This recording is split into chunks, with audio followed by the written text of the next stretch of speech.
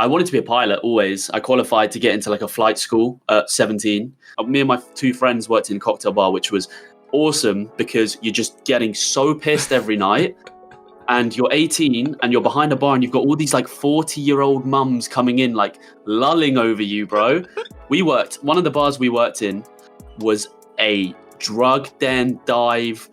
All the criminals were in there. All the footballers were in there because it's Southwest London. So you'd have this band, like I've met Ashley Cole, John Terry, Cahill, Ivanovic, like all the Chelsea players used to come to this bar every night. They'd walk up to you, pretend this is a load of cash. They'd walk up to like our bar manager, who was our friend. He was a bit older, like guy. They just go like, bang, there's 2 to 3 to 4 to 5K in cash. They'd be like, sort us out all night. I've done that and gone, I actually don't really like getting hit in the head. You've had fights? Yeah, I've done like, amateur fights and stuff. I've had like kickboxing, boxing, little MMA.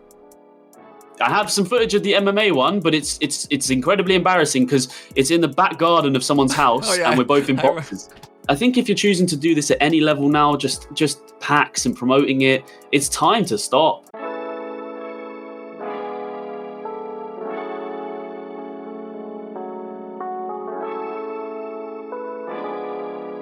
You're listening to Bored With Nelly.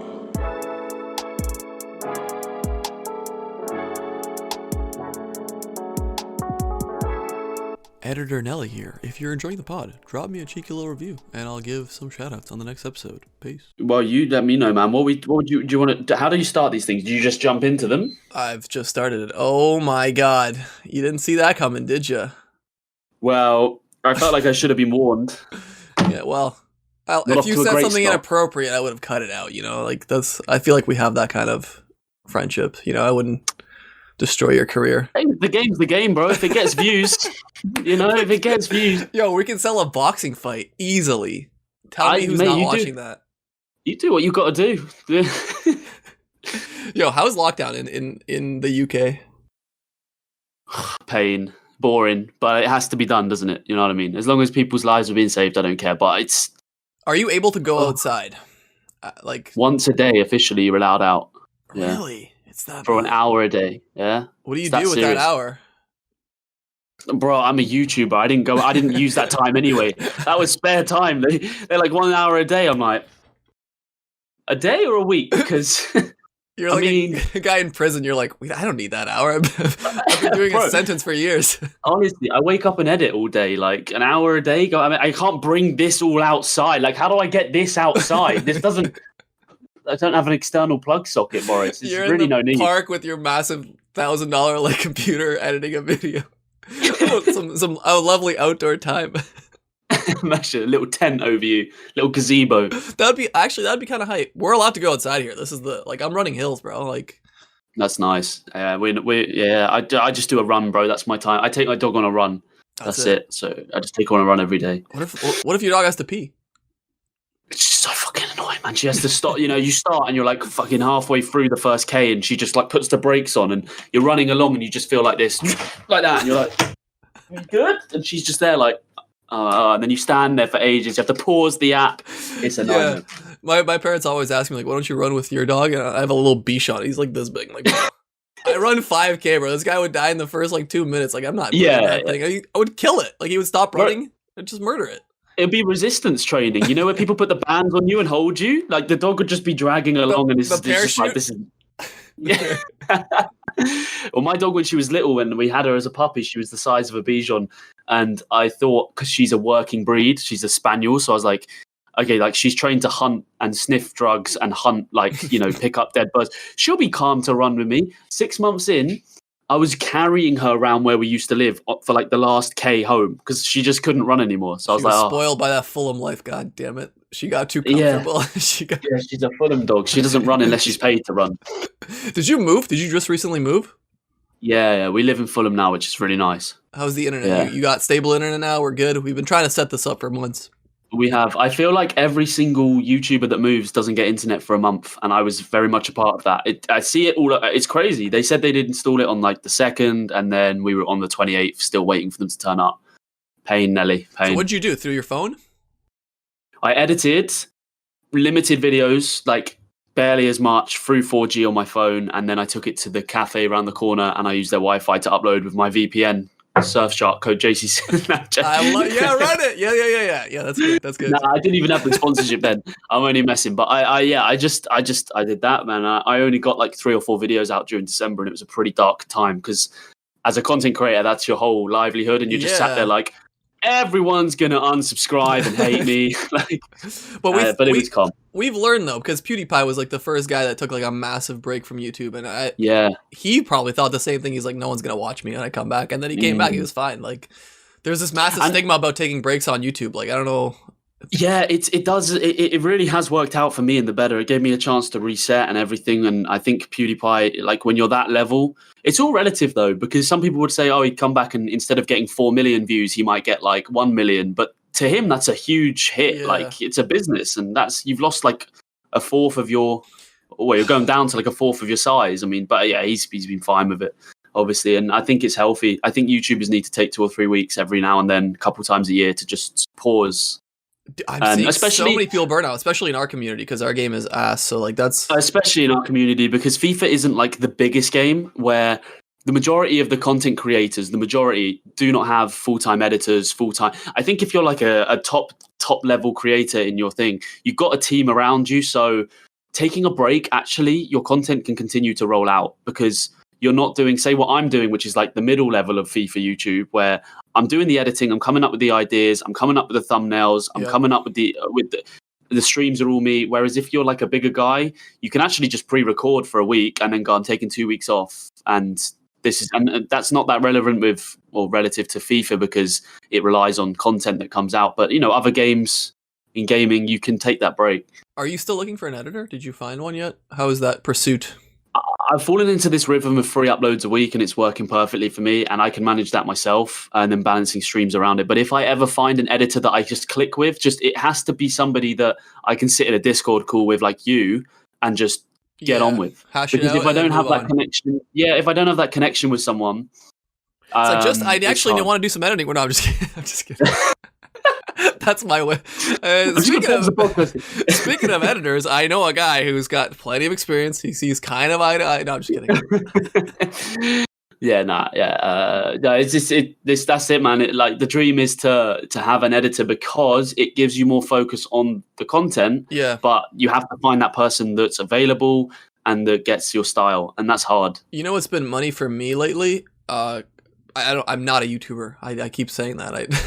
I can't tell people sort of, but not really. Like I have a fucking engineering degree. That's my first thing. YouTubing is like whatever if it works out. Point being, not the point. Yeah. What's been working out, because I need like creativity in like the longer form videos. Nelly News can be its own thing. The other videos, I need my own like jokes, my own cuts, everything.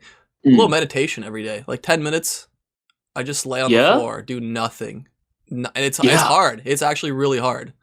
I'd love to get into that. I think anything that you can do like that, that little self-improvement or that self-reflection. I mean, for me, it's working out. And with gyms being closed here, it's tough because I don't have that release to go to the gym and lift weights, or I train in martial arts and not being able to do that.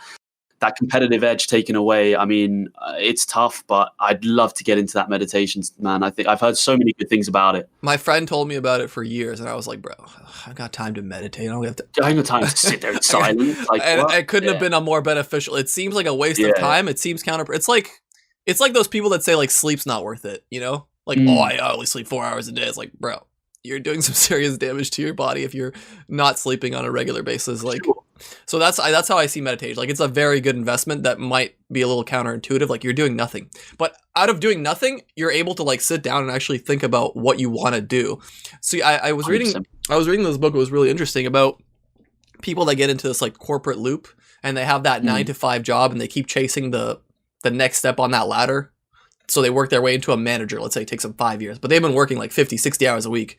And at some point they have this moment where they're like, wait, what am I working towards again?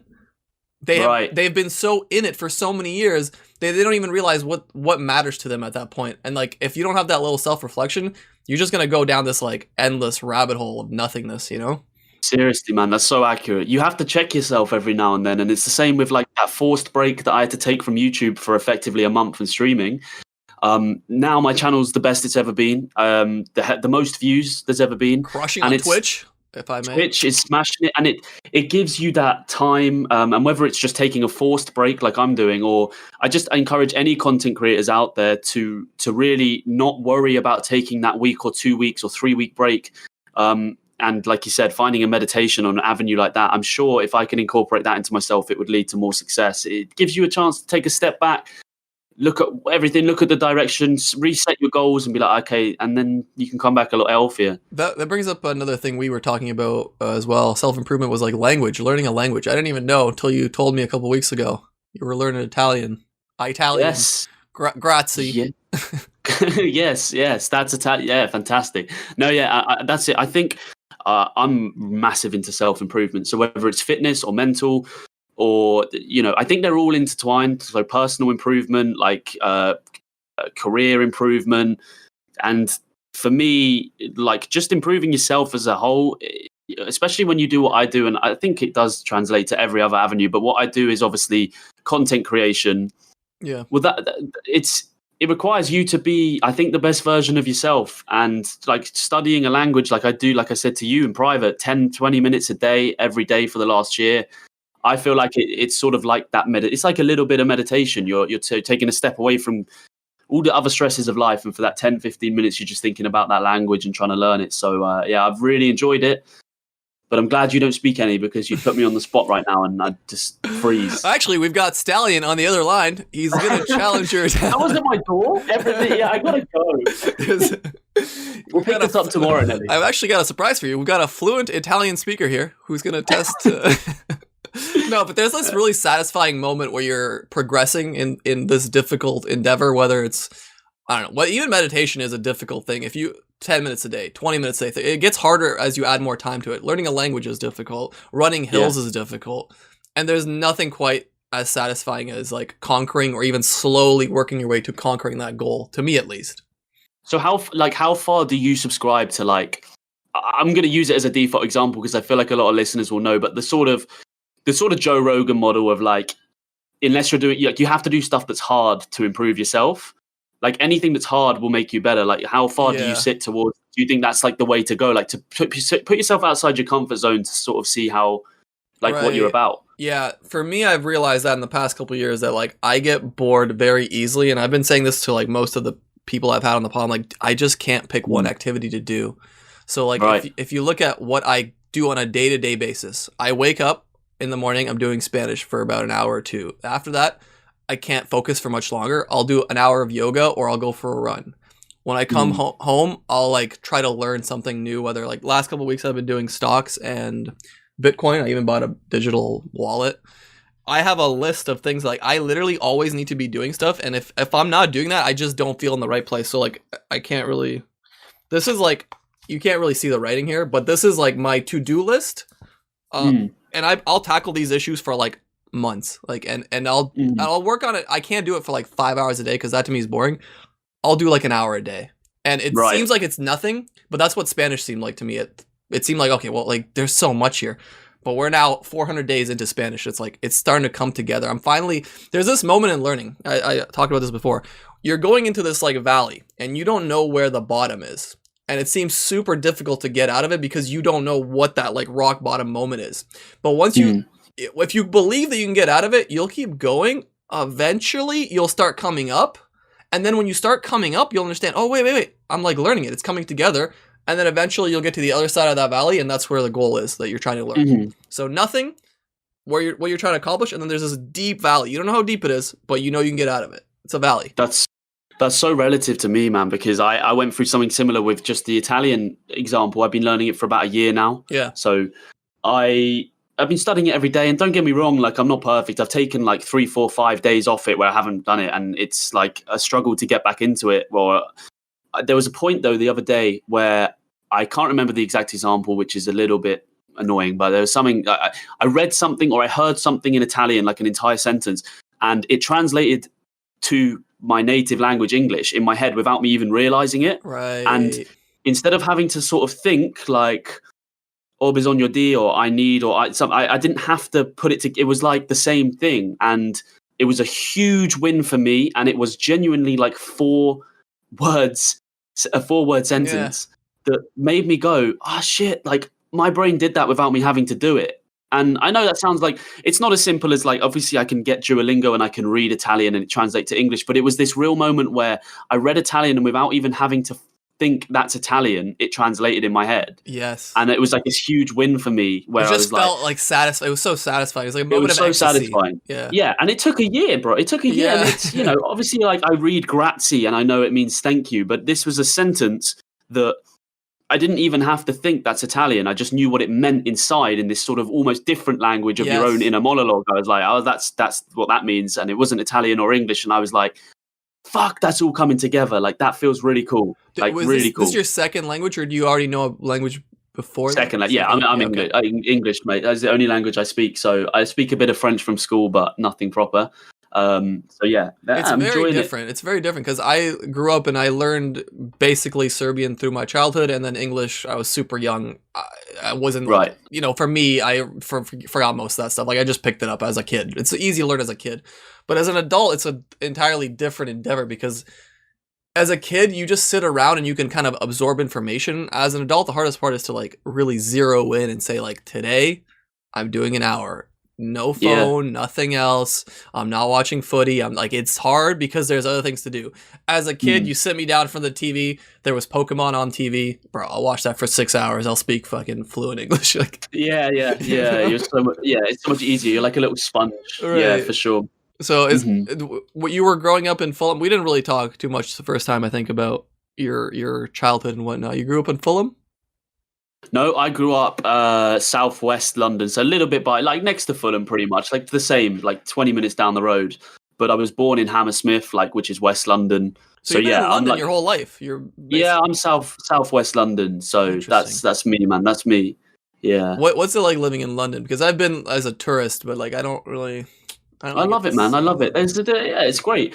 And when you say like, what's it like living in London? It's such a vague question because there's so many different parts to London. I think there's like 7, 8, 9 million people who live here. It's a massive city. There's so many different cultures, and that's what I love about it. And I was living a little bit outside of London for a couple of years, and I hated how. Like, it wasn't diverse or something. It wasn't bro. Just everybody's just white British complaining about shite that I don't care about, and I wanted to get around like me. Like every single person on the street I used to live in pretty much was white, and I don't like that shit, man. It's too linear. And now where we live, like Fulham, don't get me wrong, southwest London isn't the most diverse, but it's way more, and I prefer that obviously for a number of reasons. So yeah, it's nice around here. It's a nice it's a very expensive, nice part. Obviously we rent, so we're not like, but like you look at like the flats and the houses around here, and you're just like, bloody hell, these people are old money everywhere. Like Kensington's like round the corner. It's old money. Yes. Old. This is the feeling I got when I went to like Edinburgh. I'm like, this place had money. Like we're talking about different levels of, this place looks like it's like a city looks like it's a museum, to be honest. When I went there, I'm like, this is not like, this doesn't make sense. Why is everything so nice and polished, and like every building looks like a piece of art? Like, what is this? Yeah. No, it's crazy. It is, man. That's it. So you growing up, what did you want to do, and how did that? I don't know. How did we get into YouTube? I can't remember if we talked about this. I don't think we did. Never talked about it. Yeah, I went through a bit of a mad childhood, very, very different, let's say. And I wanted to be a pilot always. I qualified to get into like a flight school at 17, and I was going to go and do that. And then I just fucking decided, bro, that I didn't want that. And that was the scariest thing to ever go through, because the whole family had sort of settled on the fact, oh, he was going to do that. And it's a successful family. And they're like, that's what he's going to do. And I was like, I'm not feeling this. So I delayed it by taking like a little gap year at 18. And I was like, I went away a few times. Like we did Portugal, we went skiing a lot. And we did like the standard like gap year trips. I didn't do like Asia or anything, which a lot of people in Europe do. I didn't really fancy that. But I was always putting it off that I didn't want to go to flight school and be a pilot. It just wasn't for me. And so that was a scary conversation, having to change that. And then, Your parents were okay with it, or what was the reaction? No. My mum, it's just me and my mum. My dad died when I was 6, or 5. Yeah, no, mate. And so it was like this huge thing, and there was a massive fallout about it. And I ended up like not really knowing what I wanted to do. YouTube at that point when I was 7. I mean, I was uploading like, where you just upload for I still upload for the fun of it, but you just upload like silly gaming clips because you play on a game. Like it wasn't ever serious. Right. I was working in a bar. I started working in a cocktail bar, like on my gap year. I did like work as a gardener. I worked in a bar. I learned how to me and my 2 friends worked in a cocktail bar, which was awesome because you're just getting so pissed every night. And you're 18 and you're behind a bar and you've got all these like 40-year-old mums coming in, like lulling over you, bro. It's the dream. It's easy. After all that, I'll just describe it as easy game. It's easy. Like you're 18 with your 2 boys behind a cocktail bar. And it's also amazing because you get to learn a skill. And even though it's not the most like whatever, I can make like 200 cocktails off the top of my head right now. Bro, so like that's a great skill to have. What are you talking about? I know. A bartender? Yeah, good. It's sick, man. You go out with people and like you don't need a menu, or people are like, oh, I don't know if I like that, and you get to, it's a cool, it's a more useful skill than you'd think. 100%. Like it really is. My so here's a funny one. My barber, he was, while doing the barber stuff, he was doing like weekends at some gay bar, and he was just making bank. Like he's a decent looking guy making like just making stupid money, and he's making. I went to visit him one time. I went to him like, hey man, like give me some drinks out here. Like, want to see what's going on. Let's check this place out, baby. Scope it out. Yeah. Not a lot of females, obviously, of course. But the attention my guy was getting and the kind of money he was pulling in made me like reevaluate if I should even bother with engineering. I was like, what am I doing? Like, I know. And especially at that age when you're like a little bit younger, right? Like when you're in your mid-20s now, it's like, oh, like you understand money a bit more. But when you're like that young, I mean, one of the bars we worked in was a drug den dive. All the criminals were in there. All the footballers were in there because it's Southwest London. So you'd have this band. Like I've met Ashley Cole, John Terry, Cahill, Ivanovic. Like all the Chelsea players used to come to this bar every night. They'd walk up to you, pretend this is a load of cash. They'd walk up to like our bar manager, who was our friend. He was a bit older, that guy. They just go like, bang, there's 2 to 3 to 4 to 5K in cash. They'd be like, sort us out all night. And that place was so shady, and we never used to get paid in anything other than cash. I love it. And the manager would sort us by, he'd get us paid because the owner was such a fucking idiot. He wouldn't pay us. Like this guy comes from old money. He wouldn't pay us. Most of these establishments are always sketchy or run by like some really incompetent people, I've noticed. Bro, the guy would turn up, like 35-year-old would turn up in a Rolls Royce drunk driving it to the venue. Christ. He'd leave it there. He wouldn't care about anything. And we'd literally just take like 5K, slap a service charge on it so it would be like 6K. And then between like 4 of us, divvy out the 1K. So you get 250 quid each. Then you get your wages. Then what would happen is after a certain point in the night, we'd all be so fucking drunk that like someone would just give you 20 quid for 4 beers. We'd be like, cheers, bang it in the tip jar, not even put it through the till. I mean, I was 18. I was walking out of that place on weekends, like after doing a Friday, Saturday with like $1,000 in cash, just £1,000. And it was just like, oh my God, but like all good things, they don't last. Okay, and that's not a stable business. So the tax man got involved and the whole thing blew up. And the government always has to ruin everyone's fun. I have to ask this, I feel like, as a Serbian, about my boy Ivanovic. Did he say anything about that Chelsea trainer? Did he like maybe he got a little drunk and then he slipped out? No, I never spoke to him. And to be fair, I've only seen him once in the bar in Isha where he was. But who did I speak to more? John Terry was nice, and Ashley Cole was in there. What did John Terry say? I'm sure I got some questions for that guy. Nothing too incriminating, thankfully.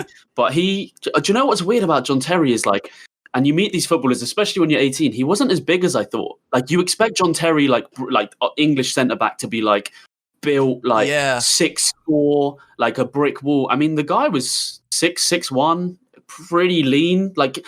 And he's a normal dude, like he's my height. Just a normal dude. I expected to walk up to John Terry and be like, oh, wow, like, nice to meet you, man. I mean, I'm 5'9", 5'10", so I'm not the tallest.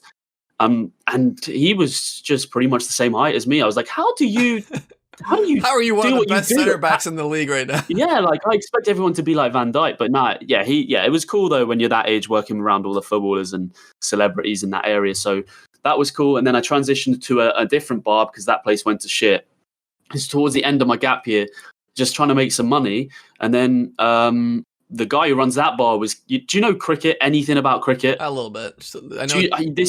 I don't either. But do you know Kevin Peterson? No, I don't know Kevin Peterson. So he's like one of the most famous English cricket players, and he's originally South African, so he's half South African, half English, and he owned this bar with his brother.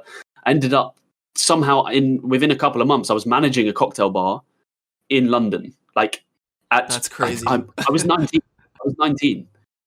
I was ordering the stock. I was finding staff. I was doing the rotas. I was sourcing the cleaning. I was running the daytime. I was running the nighttime. I was like training people. We were doing masterclasses where you'd have a group of like 40 corporate people in suits come, and I'd literally teach them 40 people at once to make cocktails. Holy shit, dude. And I was criminally underpaid, but I had a good laugh, man. And I was managing this bar on my own for like 6 months, and it gave me so much life experience that I'm really grateful for that. I would imagine in a place like that, in an opportunity like that, the number one thing you learned was like networking. I feel like that's probably huge, right? Yeah, lots of people. You meet so many people. I mean, all of the stuff I just said, and sourcing music and bands and DJs, and I mean, just constantly. I think it helped me a lot with YouTube because you'd have so many people walking off the street, either wanting a job, wanting to play in the bar because we had like live music, or wanting something from the bar. And like now in YouTube, especially at my level where I don't have a manager, you're dealing with a lot of people like, can I do this brand deal? Can I bring you this? Right. Oh, put this on your Instagram and we'll give you 12% of returns. And you're like, just fuck off. Like, what are you talking about? And I've literally got to the point with, I think that bar life helped me where I get an email on my phone and it's like, I open it and I'm just like, fuck off, like straight away. I don't even read the first line. Like I just know. And it was when you're like a young 19-year-old, it was cool, man. And I'd like managing people who were like 35, 40, like in the bar. And it was cool. I'm grateful for it. This YouTube role thing has really adapted and changed so much. And even, not even a YouTube role, like even just like life role, like you have to be good and understanding of so many different things. Like even the UFC guy I was talking to, like he's talking about how he like a trainer his gym, like he's trying to figure out how to do a YouTube channel. He's training. Like you have to know how to like handle connections. You have to know how to handle brand deals. You have to know how to do market. You have to know how to make thumbnails. There's so many levels to this game. From someone looking at it from the outside, they might just see, well, this guy's just fucking idiot on camera and he just uploads a video once every couple days. Right. Bro, there is so much more effort that goes into this. And one of the things that I really wanted to talk to you about is there's this, a lot of people will say like, well, if you don't like something, do something else. But I think they don't understand that YouTube has become almost like a career path in the same sense of like getting a degree is. Like you have to put so much time into it. You can't just simply, I'm going to do something else. Like the best YouTubers, not all of them obviously, but a lot of the best YouTubers are just the best entrepreneurs. They know how to create multiple revenue streams. They know how to create a brand. They know how to get people involved. And one of the boys I've met through YouTube at the moment, Datinio, who's a FIFA YouTuber, you played with me and him. We played some FIFA together. He's like a genius when it comes to knowing the business side of YouTube, which is something he's been trying to teach me. And since he's been teaching me, giving me like a few Discord calls, sending me a few videos, my like impression rate, which is how much like, so you put a video out, you get a thumbnail on that. How many people click that gives you a percentage of an impression rate. So if you've got 100 people that see that thumbnail, you'll get a percentage of how many have clicked on the thumbnail. And mine was down at like 6%. And with a few adjustments for you, Alfie, I'm now at 15%. That's great. And you've got to think you're tripling your engagement already. And it's like, if you look into, and I'm sure he'd be a dream guest for you on this podcast, like a Mr. Beast. No, I have to get him. The guy is like, he's a genius. Like he's a genius, even down to something really simple, to keep it simple as an example. The thumbnail designs that he does, you'd think like the best content should have the best thumbnails. So you can have like the most incredible graphics and shiny and all this. He does a thing called amateur by design thumbnails where on purpose it looks like it's been made by me and you on paint. Like the cutout isn't smooth, and that's all intentional to give the guy, like the viewer, the impression that this is authentic. It's not some big business. This is authentic experience. It's authentic content, and just learning that side. I did this for stream, dude. I did this for streams, bro. I did it in paint, and I've noticed like a bunch of people come in and like talk about the thumbnail. Like I literally just did like SBC Jovic. And like it's a picture of Jovic, like it's like a stick person, and then people come in. But I think the reason it worked is because like I looked at my YouTube like the other day, and I looked at all the FIFA channels I'm subscribed to. I cannot make out the difference between any of them. If you took the names off like the thumbnails, there is nothing that would tell me who made this content. Like what, it all looks the same. Why would I click on this one as opposed to this one? You know what I mean? And that's what you've got to do to stand out in a really competitive industry. It's like any business, you've got to stand out from your competitors.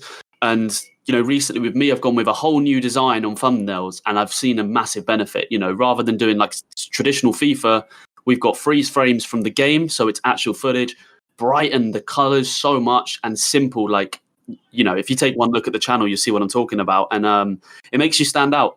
It makes you stand out. And yeah, it's a fascinating thing. And going back to what led us down this whole thing of thumbnails, YouTube now, it's all business. It's all business, baby. The best businessmen, the best entrepreneurs, they know how to make money, and like them or hate them. If you're talking about the most, I guess, the biggest villains on the whole platform, the Jake Pauls, the genius marketers, they know what to do. They know how to get people talking about them. I mean, Jake Paul's managed to convince people he knows how to fight. I mean, he doesn't.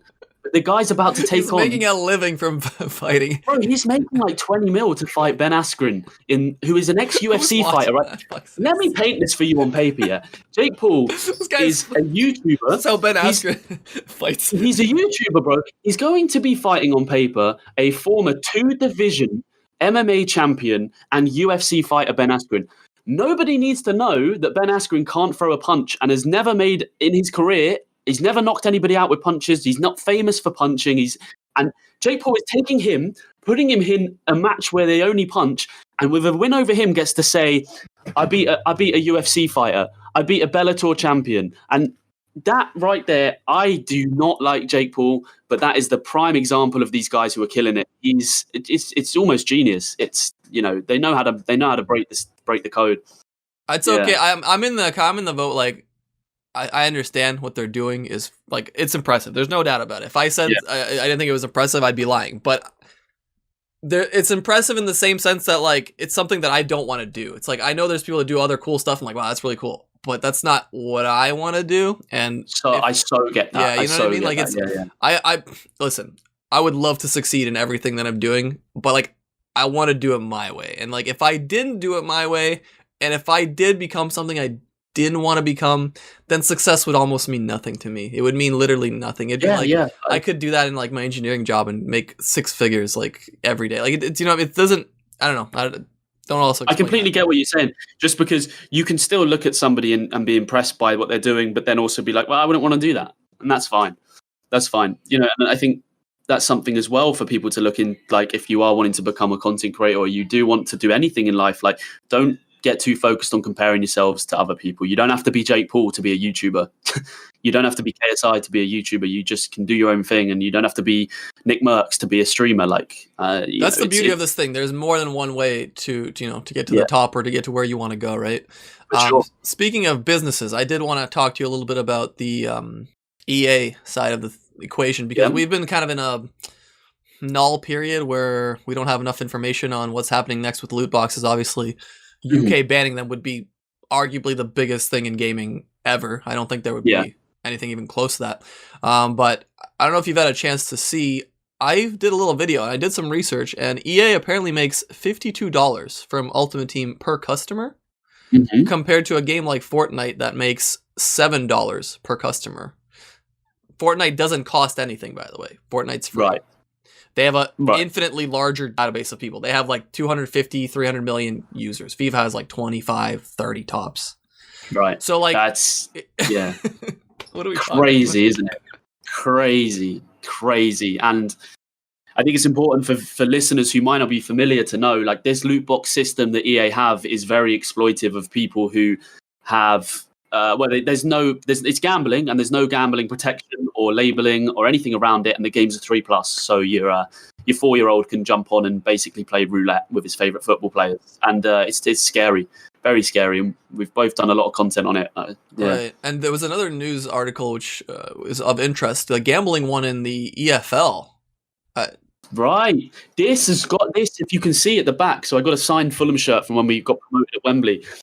The Grosvenor Casino sponsor us, and we're just one of like 50 clubs in the top 2-3 leagues that are sponsored by these gambling companies, and it's crazy. I mean, the league that they're trying to ban shirts from having gambling sponsors on is called the Sky Bet Championship. Yeah, I was gonna say, like, it's named after a gambling company, and you have to laugh a little bit at it because otherwise you'd lose your mind. But the whole thing is so stinky. You can't run. You can't run. I didn't even.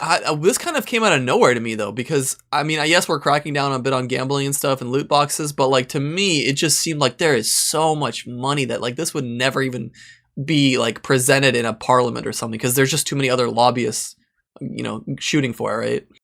Right, that's it.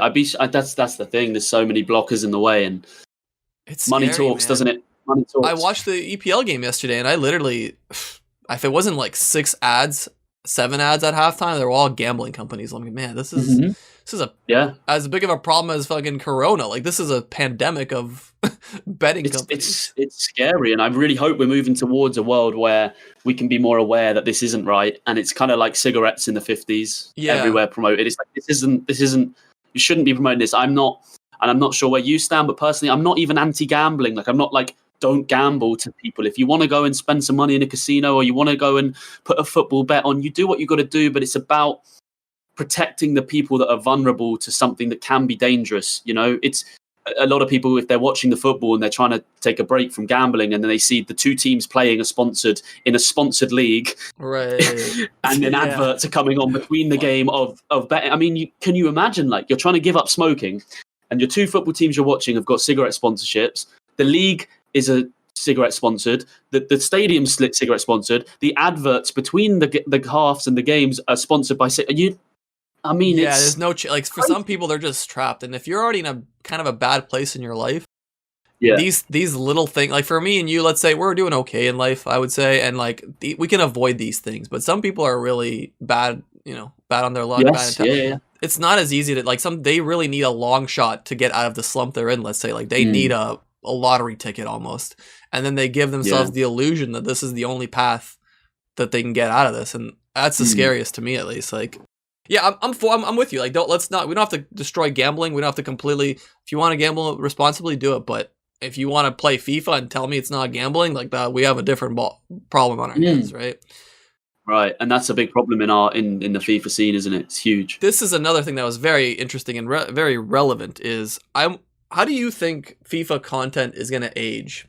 We always have those like tweets and memes. It's like, oh, this didn't age well. This like Robinhood the other day, stock. They said like stock should be free, or like you should trade freely. And then these are the guys that are now censoring trading. Anyway, off topic, but yeah, how will FIFA content age?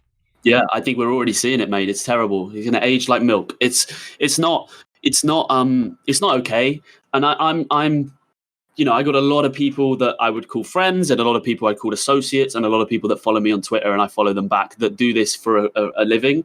And I am comfortably sitting here saying on your podcast, I'm done with it. Like, I say this to people now, like, if you're going to promote this game mode for money, you do you. And do you know what does my head in? And it's something that I've never even said in a video, so a world exclusive, is this whole, like, the fanboys that jump on these creators and they say, oh, well, leave him alone. He's making a living.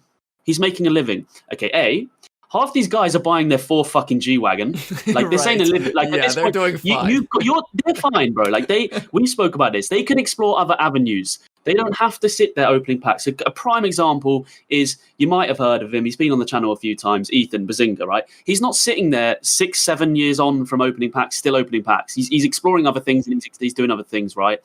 And not everyone wants to do other things. Like, I don't have a problem with not evolving. If you want to become a content creator in FIFA and stay to FIFA for 10 to 15 years, killing it, do your thing. But now that all the now that it's all out there and there's a lot of undeniable undeniable evidence. I mean, there's so much criminality to it.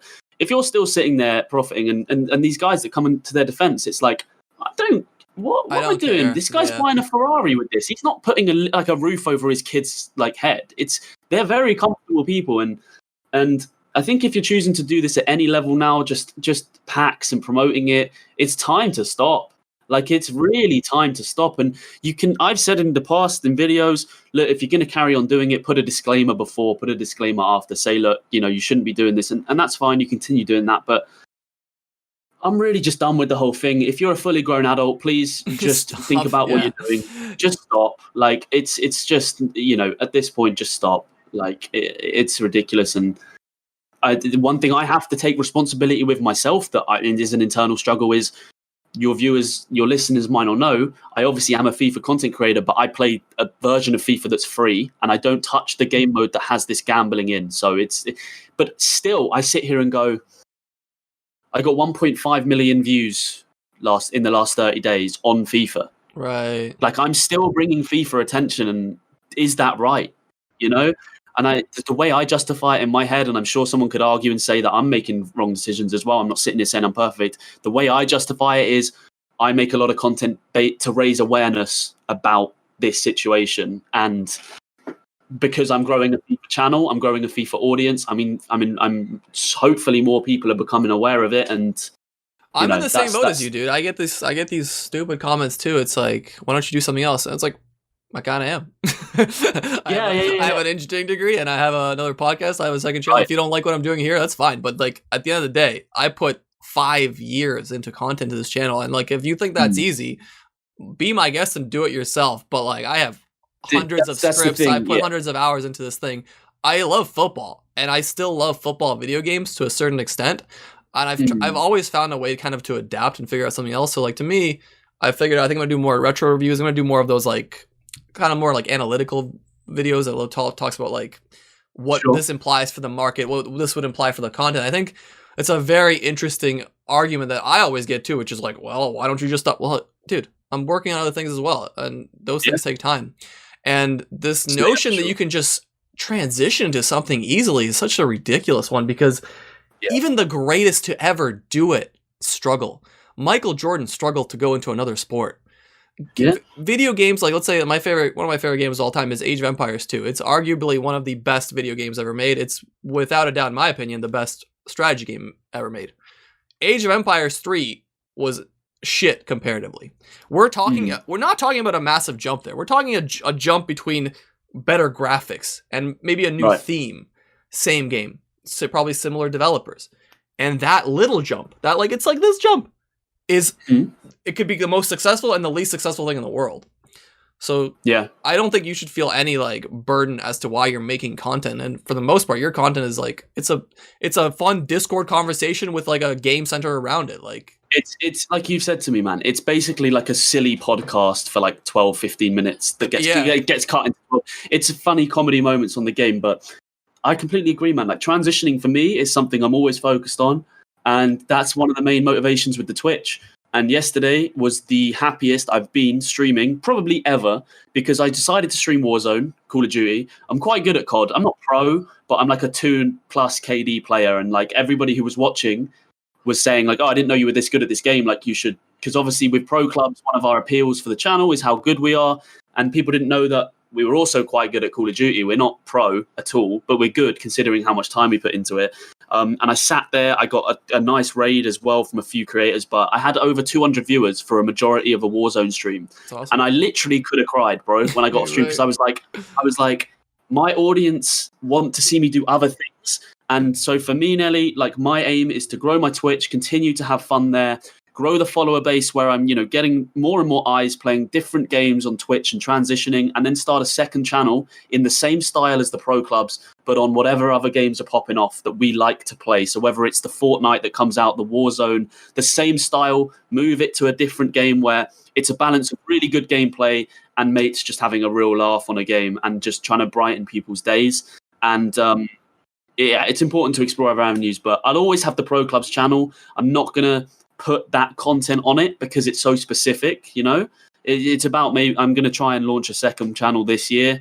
But exclusive for Nelly, baby. I'm catching all the exclusives today, baby. It's an exclusive. You write that down. That's an exclusive. Yeah, no, I'm looking forward to it though, man. And awesome. Seeing 200 people watching us play Warzone at 4:00 in the afternoon yesterday as well. Not even on normal stream time. I was like so taken aback. Enormous. It's like Michael Jordan hitting his first homer when he switched to baseball. It's such a big moment. People don't understand.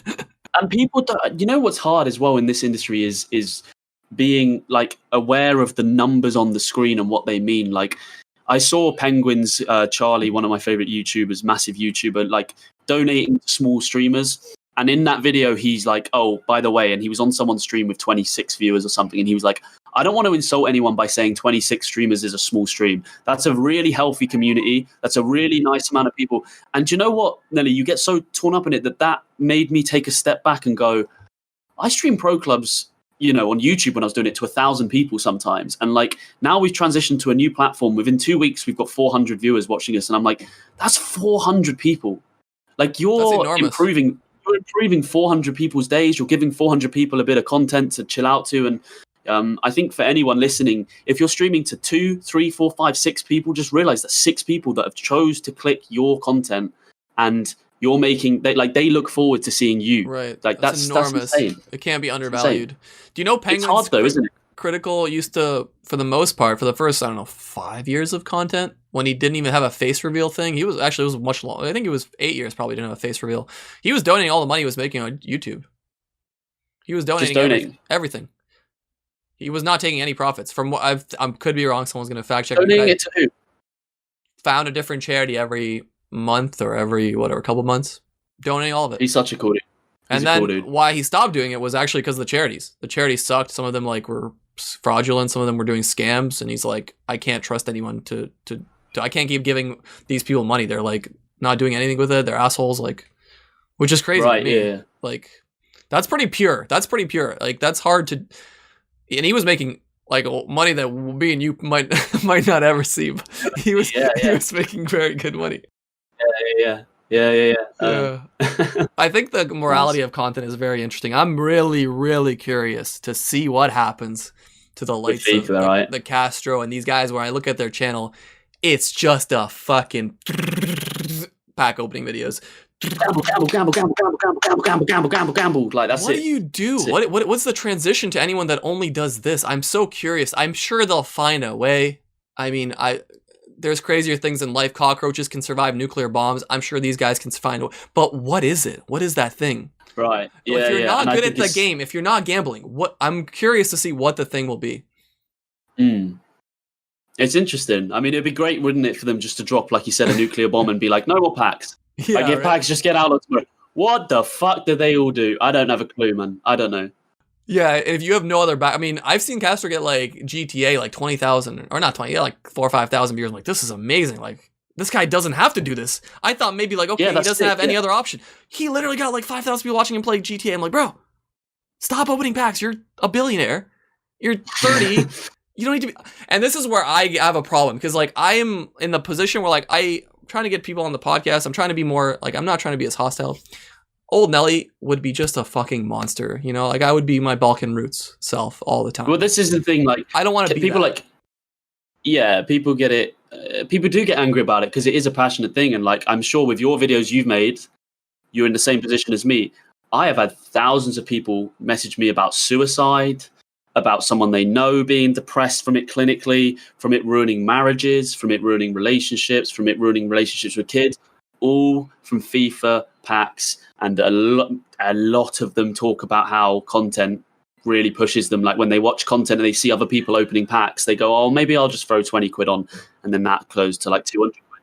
But, people like Castro are going to get name drops here all the time because he's at the top of the mountain. And I'm sorry, but that's just what happens. Like if you're the example, like you are just the biggest by far. So bro, I have no problem name dropping every one of these guys, to be honest with you. Like I don't care about what they think of me or what their audience thinks of me. Like to me, these guys are like rats. Like you don't have to be doing this. You're fully aware. You cannot tell me you're not aware of what you're doing at this point, and you're more than comfortable in life. So you are choosing willingly to give this bullshit argument that like you have to do this. Like get the fuck out of here, bro. You don't have to do this. I have to go to work. Sure. I like if I have a certain amount of money, if I don't go back to work at a certain point, I will run out. I have to do that. If you put on like, I don't know, Farmville on Facebook, you'd have 1,000 people watching and you'd make a comfortable living. Like you'd be fine. So. Yeah, for sure. It's a problem, but I think the beauty of it is, Nelly, it's going in the right direction. And whether it takes 1, 2, 3 years, we're going to see changes and we're going to get our answers. And we'll look back at this podcast and be like, oh, okay. Yeah, 100%. 100%. Yeah. Did you see the 2K community recently? There was I saw the video you sent me. Yeah, I seen that they're not happy gamers. That was just very interesting to me. Like, boys, why don't we like do a little Wall Street bets unite against the greater evil here? Like, they also have a game that's not great at launch. They have a lot of like microtransaction problems. I think their game is still a lot better. I could be wrong. I still think it's a lot better, but they have a similar amount of problems. Like most of these sports games are all having the same microtransaction problems.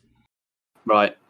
Yeah. It's something that I think we started this whole topic on was the gambling companies coming off of football shirts. I just think gambling in sports games, it comes from, it's all linked, isn't it? You've got gambling on the shirts, gambling in the league, and then you've got gambling in the sports game. It just all needs to be stopped and just have a little reset and just let's calm it down. Right. It's such a massive issue. And like, there was this one quote. It was like, only stupid people try to think that they can change the world or something like that. Like to be in your own head and think like, okay, I can actually like, yeah, we're making a somewhat difference. Let's say me and you talking about it drops in the bucket. Let's be honest. Like we need people that are much bigger to get on board. Until they get on board, it's going to be a very uphill battle. But another thing I wanted to talk to you about, because I'm a smooth host and I transition like an absolute god now.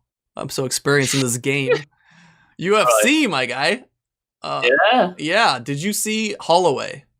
We talked about it. Wow. That's incredible. He just destroyed Calvin Kattar. I've never seen anything like it. It was a Matrix scene. Amazing athlete. And I have so much respect for all of those fighters. And yeah, I cannot believe that you can throw a punch every 2 seconds. That's what that stat is. He threw a punch every 2 seconds. That doesn't even make sense. How does that make sense? Like, I can't understand that. My brain cannot, like, if I was standing next to a bag, like just a stationary bag, every 2 seconds. For 25 minutes. For 25. That's just punches. Don't even think about kicks. Don't even think about, like, blocking takedowns or taking... The guy's moving, too. Like, he's not a stationary... Just...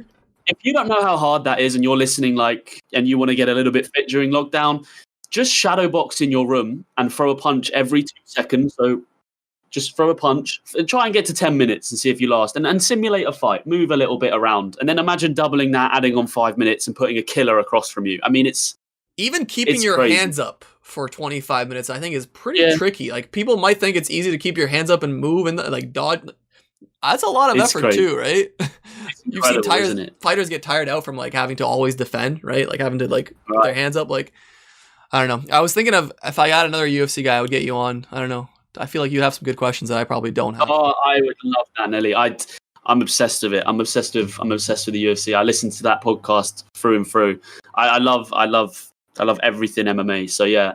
Is there anything you would have asked that guy that I missed? Is there anything I probably didn't talk about or? Do you know what? I actually wish I'd prepped for that because I was listening to it. I was thinking of questions I would have added to ask to help you because I was thinking of questions that are always like in my head about UFC. This is what I want. I want questions that like a regular fan or person would want answered from people like this, basically. Yeah, I can't think now. I'd probably waste too much time just in silence trying to think. The podcast will be a silent. It depends if you want to cut it for like 2 minutes and let me have a think. But I remember like thinking one or two things where I was like, oh, it would be amazing if you'd asked him that. But I just think it's such an interesting living. I mean, you're a cage fighter. Like what? Yeah, literally, you're a cage. It's terrifying. The one thing that's crazy about that guy is just he's like how he describes fighting almost like a ritual or some sort of I don't know, like it's so pure the way he describes it. I want to fight when I hear it. Like he's telling me about this thing that's such an artistry. Like it's so pure. Like it's such an animalistic thing. Yeah, definitely.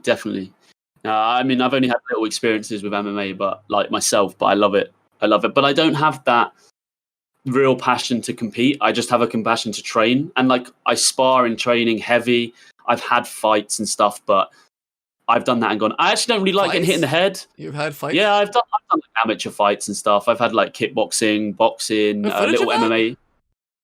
I have some footage of the MMA one, but it's incredibly embarrassing because it's in the back garden of someone's house and we're both in boxes. So that's not a real one. But the kickboxing and boxing, I fought an amateur boxer in his gym. And that was fun because I beat the shit out of him because I was a lot bigger. But kickboxing's like I've had a lot of kickboxing simulation fights where it's like internal gym fights where you're like the lights go down, like you have like a walkout, like it's not like music walkout, but you both walk in, the ref is there, you know, it's literally a fight. Like you touch gloves and then boom, you're in there for like 3-minute rounds kickboxing, and it's intense. I mean, I broke my nose 3 times in kickboxing. It's looks great. Actually, it looks kind of like mine. It's got that little Owen Wilson. Yeah, that Owen Wilson. It's like it's just we're over here just comparing noses. Yeah, my nose is fine. I got deviated septum from it, so I can only breathe through one. Like this nostril just doesn't work. No, I was going to get surgery and then Corona happened. Oh, dude, I had deviated septum will literally change your life. Do not sleep on that. Did you fix it? Yeah, I had deviated septum. Yeah. How did you went under the knife and had it all done? I looked like I got out of a fight with Mike Tyson after.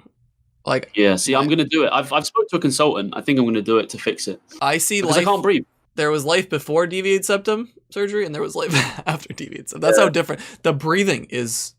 It feels like 2020 probably. What I imagine 2020 feels like for breathing. Yeah. Oh well, that's actually really nice to hear, because I was a bit nervous about it because I'm just like, I don't want to be put under. I've never had an operation. It's gonna suck. It's gonna suck for a week because you're not gonna be able to eat. You're gonna bleed a lot. But after like 2 weeks, let's say, I think you're like 90% recovered, and then after that, you'll be like, "How the hell was I living an existence with a stuffed?" I'm literally the definition of a mouth breather, mate. I can't. There's nothing that it doesn't work in my nose. It's pain. So that's what. Yeah. Okay, but you didn't say why you got into MMA. Why you like fighting so much? Where did that come from? I feel like it changed my life. Like learning how kickboxing. I'm a mini version of that UFC fighter. Like I got into it, and it really led me like down the path of self-improvement from the age of like 17, 18. Yeah, massively. Like once you really put yourself in those dark places physically, and you've got a man stood across from you. Like I used to have guys in the gym that were like amateurs or semi-pros or have had pro fights. You'd have like a guy called Philip with an F, Eastern European. You know this guy can scrap, bro. Philip with an F. And this guy was bald, beard, 5'9", so thick, bro. He looked like a fridge, and he's just the nicest guy outside of the ring. But in the ring, he will try and knock you out. I've seen him knock people out. I've seen him flatline somebody, KO, and that guy got knocked out. And then my trainer goes, "John, you got to take over." And I had to get in there with him. Jesus Christ. The guy's 90 kg. I'm like 79 kilograms, 80 kilograms. The guy's 90. And you're literally watching this guy like peel off the floor, like, oh, like that, like looking white. And then Phillips just stood there, like with his gloves, like, and you go, like, fight now, brother. Tap gloves, boom. But because I'm 10 kg lighter, bro, it pays out. And sparring, it was only sparring for that situation, but it works in your favor when you're much lighter because he's just swinging and you're like out the way, right. Out the way. You can see it coming, like too quick, but. If he hit me, mate, I wouldn't look anything like this anymore. You said Philip, it killed me, bro. That's my best friend's name with an F, like Philip. Yeah. I was like, bro, he's this is great. Is he hard? Is he a hard nut? He's not a fighter, but he's like 6'3". He's not a real Philip, bro. He's not a real Philip. Did you go to the gym by yourself? Did you end up deciding, or did your parents or your mom, make you go to the gym? I went with my best friend, who's like as a child best friend, and we both started. So we started kickboxing together for like 2-3 years. And then he left and went somewhere else because he moved town. But I stayed in the gym for like another 3 years. And then I started jiu-jitsu, Brazilian jiu-jitsu, and he started Brazilian jiu-jitsu. And then one of my coaches at my kickboxing gym was like I won a few awards from kickboxing, which is sick. And he was like, your hands are so good, you should come down to my boxing gym. And that's where I sort of had a few fights at the boxing gym, because it's like if you enter a new gym, and my coach was like a slight coach at the boxing gym as well. But I was there and I was hitting the bag my first day, and I remember they were like, I was like, "Can I spar today or something?" Because it was like get into groups if you want to go spar. And they were like, "Oh, you can't spar, you're new, like whatever." And I was like, "Well, I've got experience in kickboxing." And they were like, "Yeah." And then my trainer walks through the door from the kickboxing gym, and he's like late. Big 6'3" geezer, like proper East End London, really nice guy, but and he's like, "John, what the fuck are you doing over there? Why are you on the bag?" And I was like, they won't let me. And he walks up to the boxing coach, he's like, why are you not letting him fight? And he was like, let him fight. So then I got in there with the amateur, and to be fair, I felt bad for the amateur kid because he was like 18 and I was like 22, and he was probably like 68 kg and I was like 78 at that point. And he was definitely a better boxer than me, but because I was just bigger, like it was just like every punch I hit, he was just a bit like, oh my God. But I gassed out quick because it was like fucking boxing is a lot more tiring because it's so many more rounds. It was like 6 3-minute rounds. By the 6th, I was just like, can we stop? Like, can we just stop before this kid knocks me out? Because I can't breathe. Like, I cannot breathe. Imagine McGregor said that against Diaz like 3 rounds in. He's like, guys, should we just call it a draw? It's not looking good for him. Let's be, it's the 3 rounds. What do you guys think is going to happen? He's going to magically have more cardio than me in the last 3, 4, and 5? Come on. Yeah, so, but martial arts is something that massively changed my life. And I've always had quite a high work ethic, and it translated well to that because you have to in that, it's intense. I think after the corona comes or finishes, I think I'm going to go back to like jiu-jitsu. That's to me, and I think even if like when I have a kid, I'm going to get him into like jiu-jitsu right off the bat. There's nothing that teaches discipline better than martial arts. Like there's 100%. Something so humbling about coming in and being completely, horrible at something, and like how basically someone can kill you at any point. They can choke you at any point, and then you learn 100%. from that, and then you become someone that's highly trained. Then the next gen, there's such a nice thing with gyms, especially even though I went for a couple of months, there's like a camaraderie that's 100%. You can't find in any other sport. I've played tennis, I played basketball, I played soccer, I played volleyball. The amount of jealousy and bullshit that goes on in these sports, like I want to take the last shot, I want to do this. MMA, there's nothing. And even the MMA guy that I had on my podcast, the nicest, no offense, the nicest guy I've had on this podcast. Yeah, of course. Not of even course. close. Yeah. He's just such a nice guy. I come into his streams, he's thanking everyone. He has like 5 to 10 people coming into his streams. He's super nice with everyone. And he's a trained killer. He doesn't have to be. He can murder everyone you love. That's the beauty of jiu-jitsu. That's the same with my gym when I was going. You'd be getting manhandled and choked out like properly, like someone's going for you, and they tap me out, and I'd literally go, "Could you show me how you did that?" And they're like, "Yeah, of course, man." So basically, go there, and they get you on your back. So your arm was like here. You want to have your arm here, and you got to try and get escape with the hip. So you got to push with your heel into. And I'm like, "Oh wow, okay." So this guy really can just like turn it on, like someone's trying to, and then he just turns it off straight away. But yeah, it's an amazing sport. Well, it's because he was there though. He was in that position you were in, and someone helped him out. And it's like this lineage of people that are just trying to help each other get better at something. There's really 100%. There's no maybe there's some people that are assholes. Of course, there's always assholes in life that have jealousy. Nelly, but I've seen some arseholes in gyms. I've seen some arseholes. I've seen a guy who just claimed he had no experience. He was huge, and he like nearly knocked somebody out at our gym. And then one of our coaches was like, "Come on, spar." And the coach, in front of everybody, beat the shit out of this guy, and he never came back.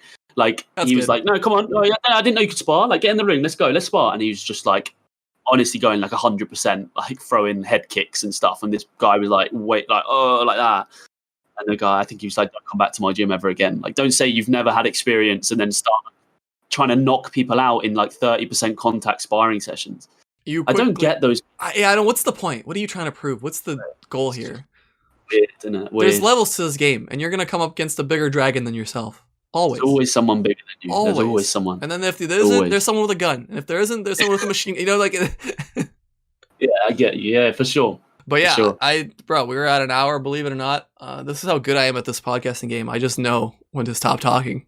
I have a director that's just like, "Bro, we don't got the bills to pay for the we got an hour with this guy, and like after that, we don't have the money to get him back." Yeah. Let the people know. What are you plugging? What are you doing nowadays? Twitch, YouTube, everything. World of JCC everywhere. Twitch, Twitter, but yeah, just doing my thing, just gaming. So if you're into watching a group of 20-year-olds basically have a go at each other on video games, that's all we do. So it's like a normal friendship dynamic that plays video games, and we put it on YouTube, and people seem to enjoy it. Beautiful. I'm gonna bring you on when I have a UFC guy. We can both fangirl about him if ever happens. Please, I'm gonna be like, have you ever rubbed Dana White's head? Is it as shiny as it looks in the photos? Listen, that's what we got to do. You know how, like, you ever seen UK YouTubers chunks? They control Premier League footballers' celebrations. They run up, they tell them to do like that at the camera, and then the players do it. I'm going to get the next UFC fighter you have on at the next press conference to run up to Dana and just rub his head. And then we'll be like, "Nelly, that's the Nelly, but that's it. Bored with Nelly. We did it. Marketing genius." That would make me so happy. I don't even care with the marketing. I just want to see that image of someone shining Dana White's head. It's just like, "You're out of the UFC." All right, bro. Thanks for coming by. Thank you, mate. See you later. Peace.